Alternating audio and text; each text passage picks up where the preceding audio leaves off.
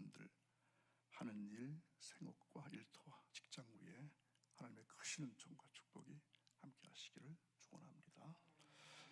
오늘 제목은 내가 죄인을 부르러 왔노라, 이런 말씀인데 누가복음 5장 27절에서 32절까지 말씀 보겠습니다. 함께 읽습니다. 그 후에 예수께서 나가사 레이라 하는 세리가 세관에 앉아있는 것을 보시고 나를 따르라 하시니 그가 모든 것을 버리고 일어나 따르니라. 레이가 예수를 위하여 자기 집에서 큰 잔치를 하니 세리와 다른 사람이 많이 함께 앉아 있는지라. 바리새인과 그들의 서기관들이 그 제자들을 비방하여 이르되 너희가 어찌하여 세리와 죄인과 함께 먹고 마시느냐. 예수께서 대답하여 이르시되 건강한 자에게는 의사가 쓸데없고 병든 자에게야 쓸데있나니 내가 의인을 부르러 온 것이 아니여 죄인을 불러 회개시키려 왔노라. 아멘. 하티산 근방의 한 마을에서 이제 중풍병자를 고치신 주님께서는 그 마을을 떠나셔서 이 가버나움에 이르시게 됩니다. 그런데 당시 가버나움은 수리아에서 이 팔레스틴을 거쳐서 애굽으로 향하는 주요 도로가 지나는 길목에 위치했기 때문에 이 지역은 관세업이 아주 발달한 지역입니다. 그래서 가버나움으로 들어가시던 주님께서 마침 이곳 세관에서 세금을 징수하던 세리 마태를 발견하게 됩니다. 당시 팔레스타인은 로마 제국의 지배 아래 있었기 때문에 매우 과중한 세금이 부과되었습니다.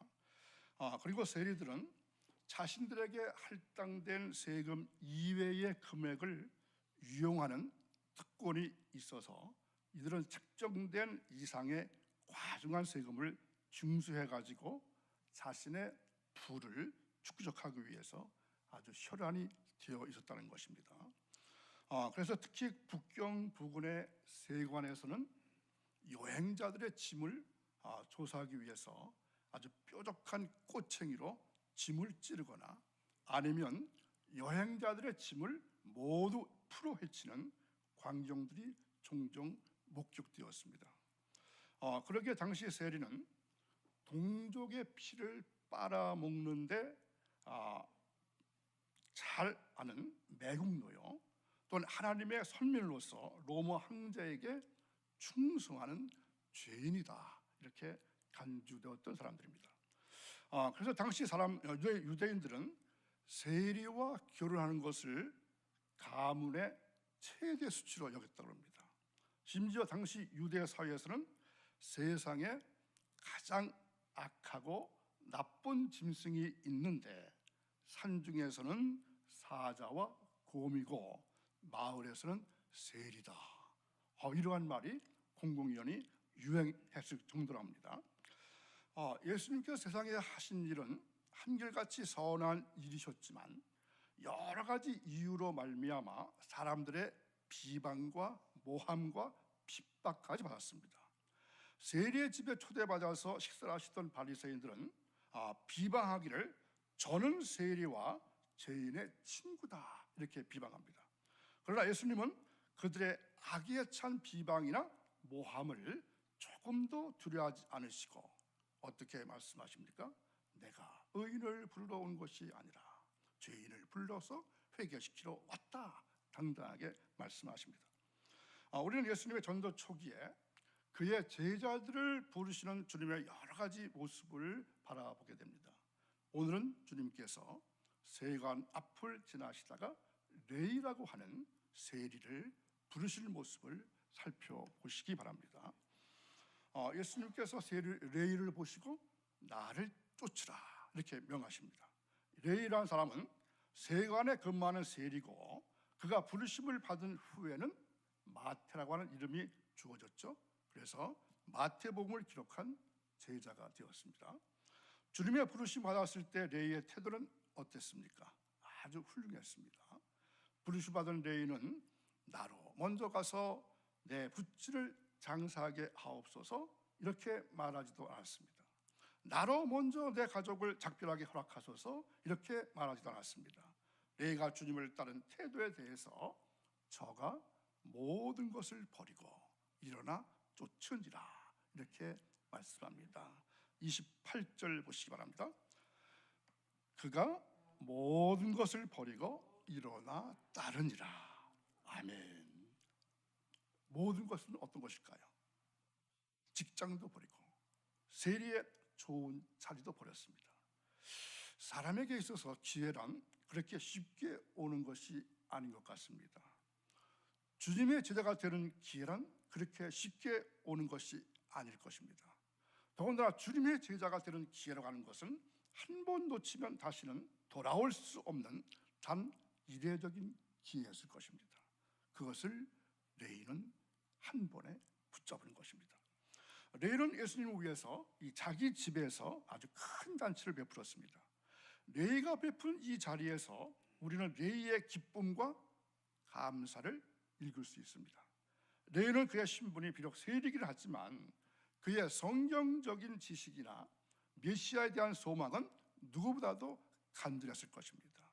그리고 예수님이 자기를 부르실 때에 이미 레이는 자기를 부르시는 예수님이 이스라엘이 기다리는 메시아이신 것도 이미 알고 있었습니다.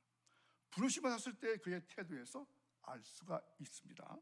레이는 즉각 예수님과 그의 제자들을 모시고 큰 잔치를 베풀었다 했습니다. 부르심 받은 기쁨, 구원을 받은 기쁨은 이처럼 주님을 자기 집으로 영접해서 큰 잔치를 베푸는 감사와 봉사로 나타나는 것입니다.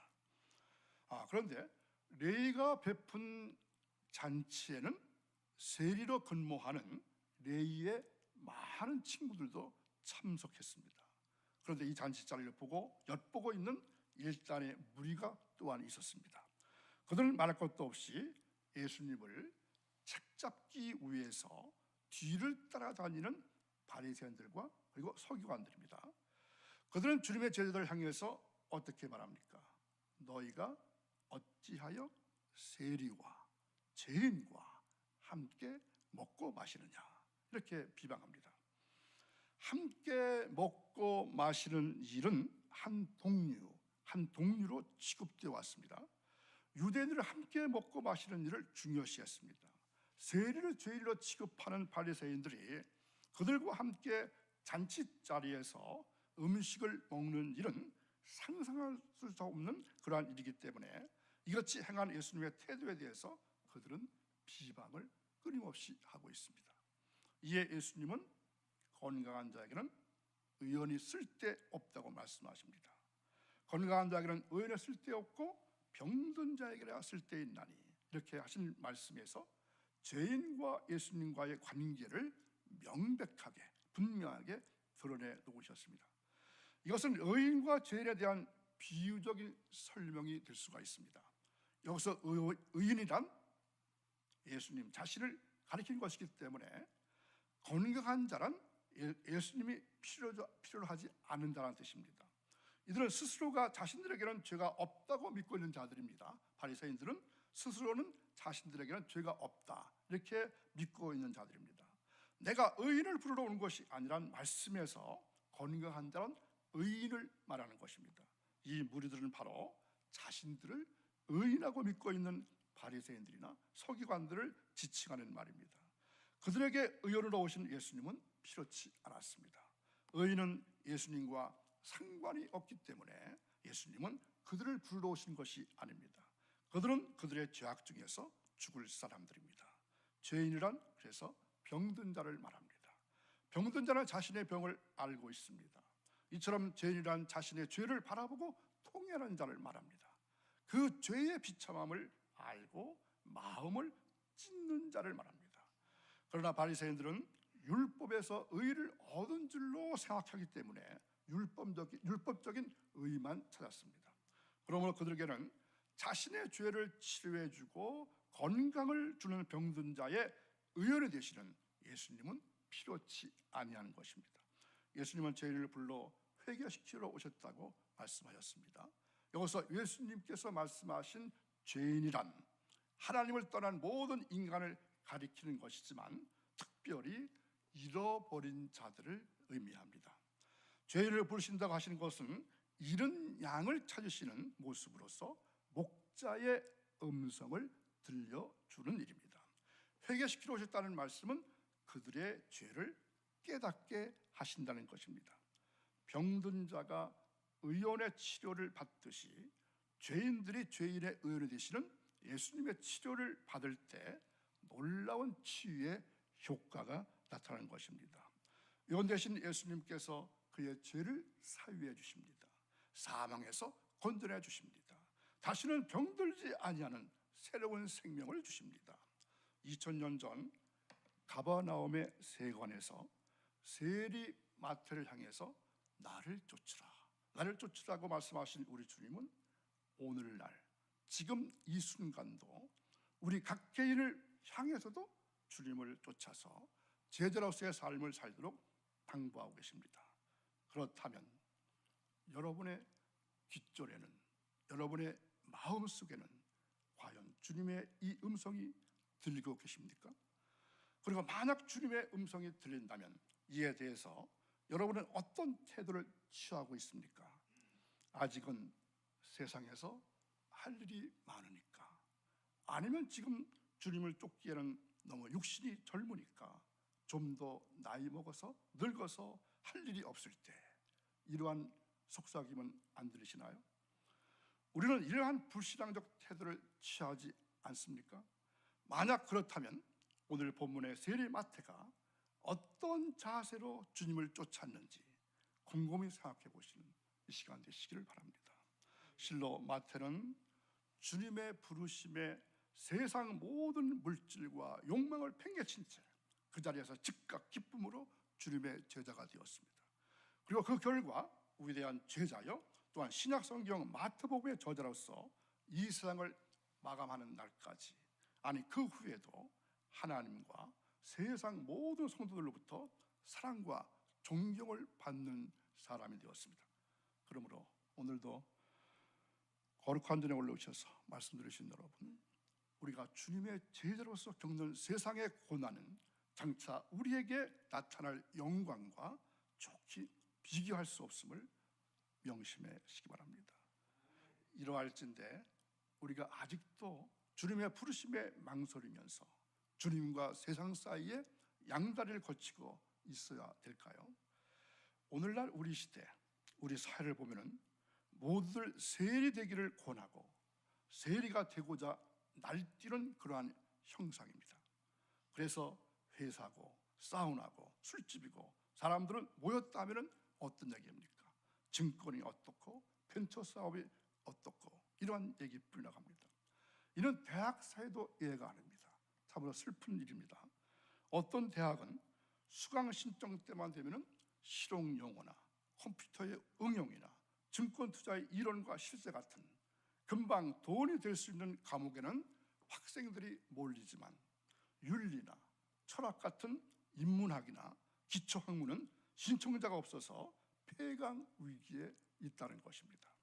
또 동아리도 우리 모임처럼 성경 공부하고 인격을 닦는 것보다는 장차 취직이나 돈 버는 데 도움이 되거나 아니면 재미있게 놀 수 있는 그런 곳에 학생들이 몰린다는 것입니다. 뿐만 아니라 어떤 통계에 의하면 벤처 창업을 위해서 휴학하는 학생이 12만 명이 넘는다고 합니다. 또 증권에 투자하는 학생들이 10여 만이라고 합니다. 또한 IT 강국이라고 불리는 우리나라는 이 컴퓨터를 이용해서 각종 지능적인 범죄들이 점점 늘어나고 있습니다. 그 지능적인 범죄자들은 잡기도 엄청 힘듭니다. 경찰서 수사과에 가보면은 사이버 지능 수사팀이 있습니다.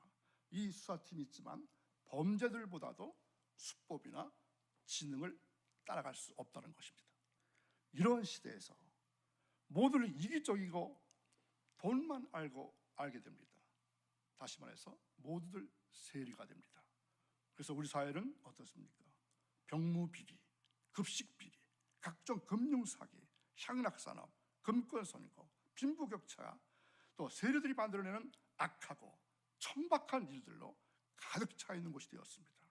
그래서 이 나라에 절망해서 국가에서 받은 훈장을 가지고 내놓고 다른 나라로 이민 간 사람도 있지 않습니까? 그렇다면 이러한 시대에 예수님을 쫓고 회개를 한다는 것은 무엇을 말하는 것입니까? 그것은 이기심을 쫓는 삶이나 돈을 쫓는 삶에서 예수님을 쫓는 삶으로 방향을 바꾸는 것입니다. 앞에서도 말씀드렸지만 사람이 돈을 쫓아 살면 사람이 이상한 쪽으로 변하게 되어 있습니다. 점점 이기적이고 퇴폐적이고 악해집니다. 외적인 삶만 그렇게 되는 것이 아니라 끝나지 않고 그 영혼에 환난과 곤고가 임하게 되고 마지막 날에는 하나님의 진노의 심판을 받게 됩니다. 많은 사람들은 지금도 자기가 무엇을 쫓고 있는가 하는 삶의 목적과 가치관을 별로 중요하게 생각하지 않습니다. 그러나 사람은 결국 무엇을 쫓는가에 따라서 삶의 모습뿐만 아니라 내면의 행복과 불행이 결정됩니다. 사람이 자신의 유익만을 위해서 살고 세상에 썩어질 것만을 추구하면서도 행복하기를 원한다면 그것이 바로 연목구어입니다. 나무 밑에 가서 고기를 구하는 형상입니다. 사람은 하나님의 형상을 따라 지음 받았다고 했습니다. 또 육신뿐만 아니라 영혼이 있습니다. 사람은 하나님의 진리를 추구하고 하나님의 형상을 닮아가는 데서 진정한 행복을 맛볼 수 있는 존재입니다. 그런데 나를 쫓으라 하시는 예수님이 누구십니까? 예수님은 세상에 오신 하나님이십니다. 또 진리이십니다. 사람은 이 예수님을 쫓을 때만 행복할 수가 있습니다. 우리가 신앙생활을 한다는 것은 바로 이 예수님을 쫓는 생활입니다. 신앙생활은 기독교라고 하는 한 종교의 형식에 참여하는 것이 결코 아닙니다. 오늘날 많은 신자들이 예수님을 쫓지 않으면서도 교회에 나가는 것으로 신앙생활을 한다 이렇게 생각합니다. 그러나 참된 신앙생활은 레이처럼 예수님이 부르시는 음성을 듣고 예수님을 따르는 생활입니다. 모든 것을 통해서 예수님을 배우는 생활입니다. 여기에 진정한 행복의 길이 있고 진정으로 아름답고 위대한 인생을 사는 비결이 있습니다. 그러니까 우리가 성경을 공부하고 각종 교회의 프로그램에 참여하는 것은 바로 예수님의 음성을 듣고자 함인 것입니다. 예수님을 쫓는 나의 생활을 다시 돌아보면서 견고하게 하기 위함입니다. 우리는 우리의 생애를 통해서 진정 무엇을 쫓고자 하십니까? 우리가 지금까지는 무엇을 쫓았든지 이제부터는 나를 쫓으라 하시는 예수님만을 쫓을 수 있기를 기원합니다. 그러므로서 예수님 안에서 진정한 행복한 인생, 아름답고 위대한 신앙의 삶을 살 수 있기를 축원합니다. 더 나아가서 세리의 길을 가다가 망할 수밖에 없는 이 시대의 소망이 되고 어두운 이 시대를 밝히는 빛의 인생을 살 수 있기를 주님의 이름으로 축원합니다. 기도하겠습니다. 저희들을 사랑하시는 하나님 아버지, 감사와 영광과 찬양을 하나님께 드립니다. 저희들도 레이처럼 나를 쫓으라고 하는 주님의 음성을 듣고 주님을 쫓아서 바른 신앙할 수 있게 되기를 원합니다. 그러나 저희들은 믿음이 없습니다. 믿음 없음을 용서하시고 오늘 주신 말씀대로 주님 말씀에 의지할 수 있도록 굳건한 믿음을 더하여 주옵소서. 하나님, 이 어려운 시대에 저희들에게 재물 얻을 등을 허락해 주셔서 물질 때문에 어려움 당하거나 시험에 들지 않고 주님을 쫓는 생활을 할 수 있는 신앙생활을 할 수 있도록 도와주시기를 간절히 원합니다. 또한 우리의 영과 혼과 육을 지켜주시는 한날이 이어지기를 원하며 예수님의 이름으로 기도하옵나이다. 아멘.